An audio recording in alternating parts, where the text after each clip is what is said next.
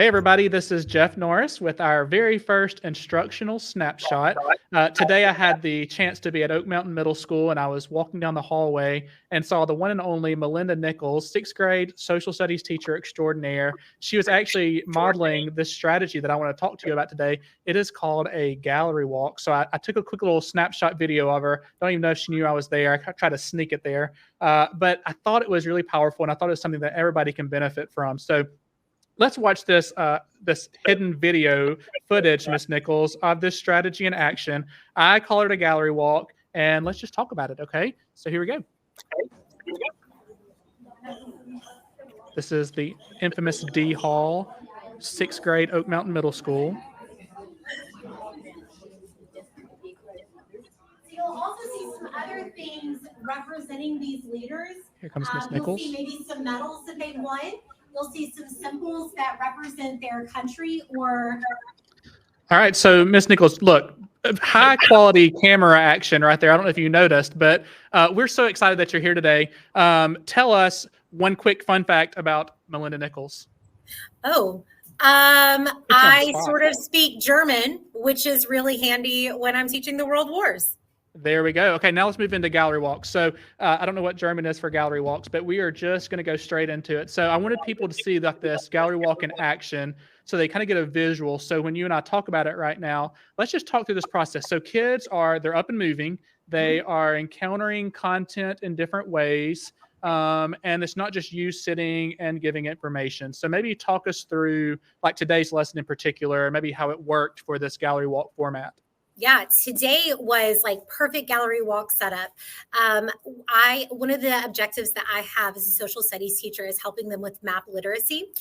So we are studying World War II. We just got started on this unit. And so I really want them to understand how widespread it is and also how American leaders connect in with this World War, because this is a U.S. history class.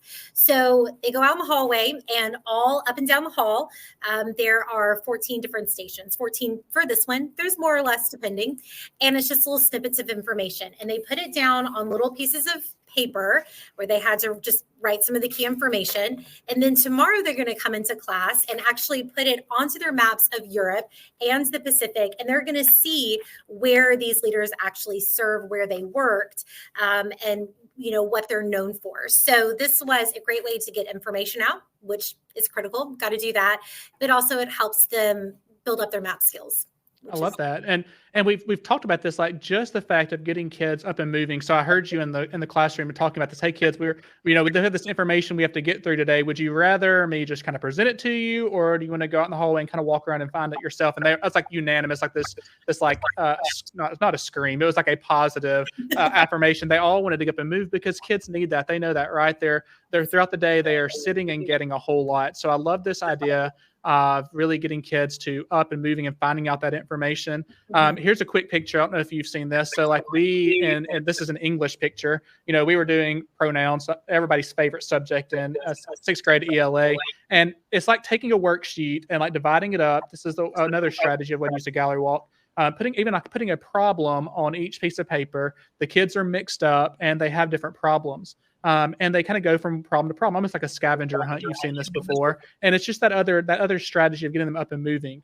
I loved it in math class, like just throwing another idea out there, because in this format, I could stand in the middle of the hallway, and we saw you in the hallway, kind of that same spot. I could see everybody as they were working.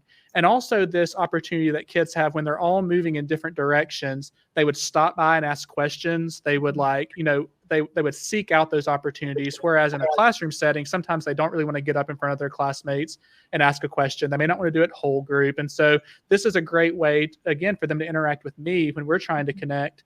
It's a quick way for me to see what they're doing and see what they're learning. They can ask questions. And so I think that's pretty powerful as well. And so what about, I know you have sent me these pictures before. So talk to me about like another opportunity, like silent discussions, which I also love. So talk me through this lesson, a silent discussion gallery walk. Absolutely. This is one of my favorite things to do. So I have sixth graders and we talk about some really hard things in this class. At the beginning of the year, we talked about, Jim Crow laws and the KKK and things that they're really just kind of approaching for the first time.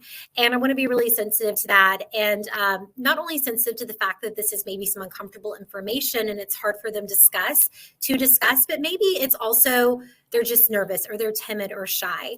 And so this is a gallery walk that I set up as a silent discussion. So the prompts that were on here, I think that this was our 1920s unit that it was from.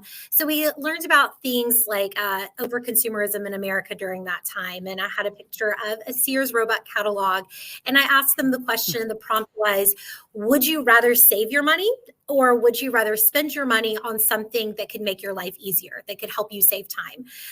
Another one was about the Black Wall Street Massacre in Tulsa in the 1920s. And so it was some questions that was prompting them to think about that. And every class or every student got a sticky note, like a little pad of sticky notes, and they could write their thoughts. They could write their answer, something they wanted to share, and they put it on there.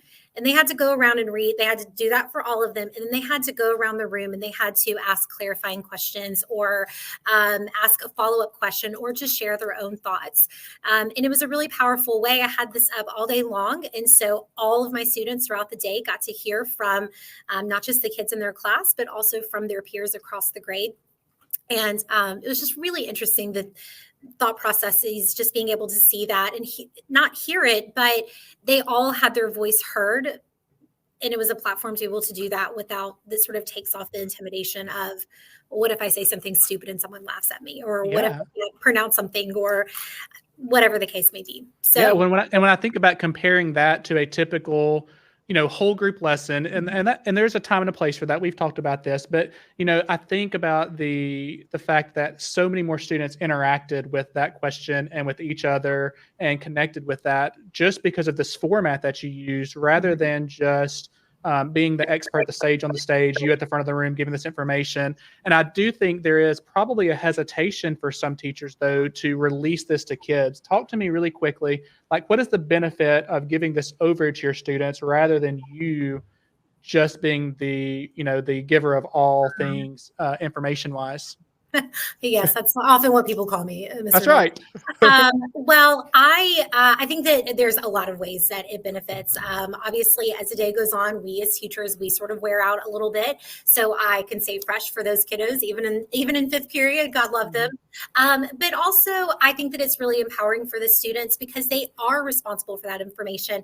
One of the ways I also do gallery walks is sometimes they just take something they learned and put it on a sticky note and just put it on the poster.